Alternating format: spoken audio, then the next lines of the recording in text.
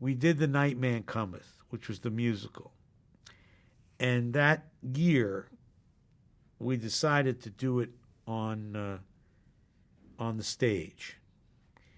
And we really worked hard to get it on the stage. Well, I told the story of an actor's strike that happened the first year of Taxi. We had all bought houses, and the actors struck for a really long time. And I tried to get us to go to little theaters around town and do the shows live, do the old shows live. Like take the ones that we'd already done and just publicize it to keep people thinking about it.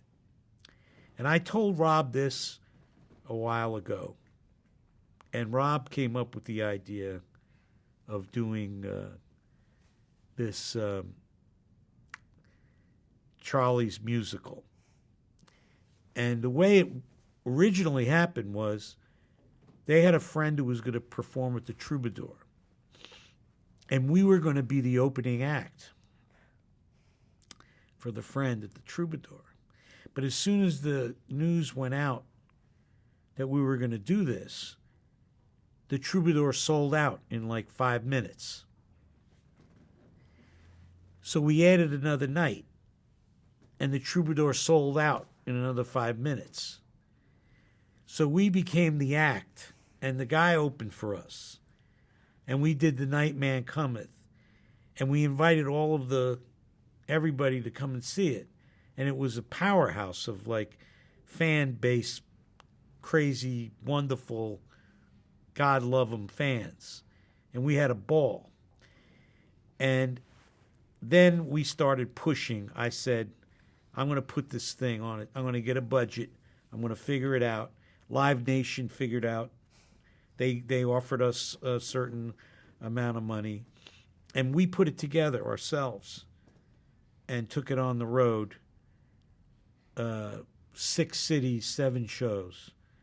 Boston, New York, Philadelphia, Seattle, San Francisco, and Los Angeles. 2 shows in Philly, of course, because we sold that first show out in 10 minutes or something. And the network invited everybody to see it. And before we were finished, because the fans were rabid, I mean, people dressing up in Green Man and this, that, and the other thing, they all knew the show. They knew the lines. It was like the Rocky Horror Picture Show, thank God. And before we finished that, they were talking about syndication.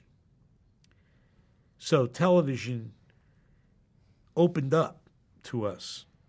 And thank goodness Comedy Central was there. They bought our syndication rights.